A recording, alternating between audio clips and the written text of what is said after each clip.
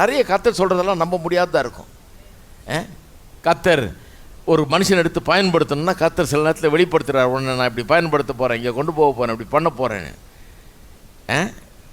எனக்கெல்லாம் அந்த மாதிரி வந்திருக்குது. ஒன்று சொல்கிறேன் பாருங்கள், அவர் காட்டும் போதே நம்ப முடியாது தான் இருக்கும். ஆண்டவரே இது என்ன வம்பா இருக்குது, இப்படியா நடத்த போறீரு, இப்படியா செய்ய போறீரு, நான் அப்படிலாம் பார்த்தது இல்லையே, எந்த மனுஷனுக்கு அந்த மாதிரி நடந்து எனக்கு தெரியாதே அப்படின்ற அளவுக்கு தான் இருக்கும். இது வரைக்கும் நடந்ததில்லை, நான் கேள்விப்பட்டதில்லை, கண்டதில்லை அப்படின்னு தான் இருக்கும். அப்படி தான் விசுவாசமாக ஆரம்பிக்குது. அதாவது கர்த்தர் நம்முடைய கண்ணுக்கு கண்ணில் பார்க்காத, நம்முடைய புத்தி கெட்டாத சில காரியங்களை சொல்கிறாரு. எவனுமே நம்ப முடியாத காரியத்தை ஒரு மனுஷன் நம்ப ஆரம்பிக்கிறான், அதனால தான் அவன் உயருகிறான்.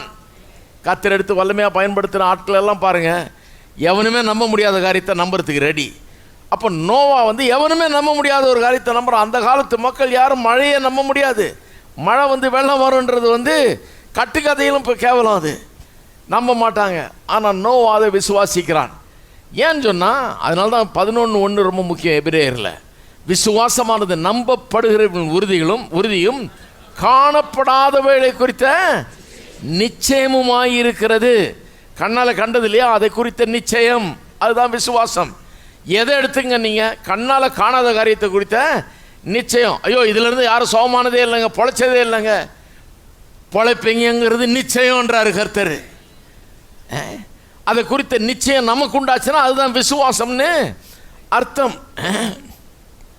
கண்ணத்தை இன்னொரு பிரசங்கியார் அந்த காலத்தில் அற்புதமாக ஊழியம் செஞ்சார். நேரடியாக அவர் பிரசங்கெல்லாம் கேட்டிருக்கிறேன் நான். அவர் சொல்கிறாரு, 16 வயசில் படுத்த படுக்கையாக இருந்தாராம், எந்திரிச்சு நடக்க முடியாது, பெரிய இருதய நோய், எல்லா பசங்களும் விளையாடுறாங்க, பள்ளிக்கூடம் போகிறாங்க, இவரால் ஒன்றும் பண்ண முடியல, படுத்த படுக்கையாக கிடக்கிறார், பலவீனமாக இருக்கார், பிழைக்க மாட்டாருன்ட்டாங்க.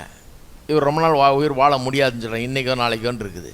இந்த மாதிரி இருக்கிறார். அந்த நேரத்தில் யாரோ அவருக்கு மார்க் 11ஆம் அதிகாரம் 23ஆவது வசனத்தை சுட்டி காமிச்சிருக்காங்க. எவனாயில் இந்த மலையை பார்த்து நீ இந்த சமுத்திரத்தில் தள்ளுண்டு போன்னு சொல்லி சொன்னபடியே ஆகும் என்று தன் இருதயத்தில் சந்தேகப்படாமல் விசுவாசித்தால் அவன் சொன்னபடியே ஆகும் அப்படின்னு விசுவாசத்தை பற்றி சொல்லி அவர் உள்ளம் தூண்டப்பட்டு அப்புறம் இந்த சுகத்தை பற்றியெல்லாம் வாசிக்க ஆரம்பித்தாராம். கர்த்தர் சொல்கிறார், நானே உன் பரிகாரியாக கர்த்தர்னு, உன் அப்பத்தி தண்ணீரை ஆசீர்வதிப்பேன், வியாதியை விலக்குவேன், உன் ஆயுசு நாட்களை பூரணப்படுத்துவேன்றாரு.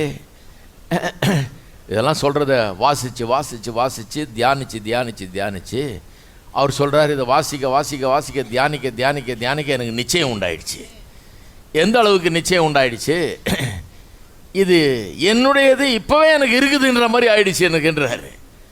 இப்படி ஆகி முழு நிச்சயம் அதுதான் விசுவாசம் பாருங்கள். முழு நிச்சயம் உண்டாகி ஒரு நாள் எந்திரிச்சு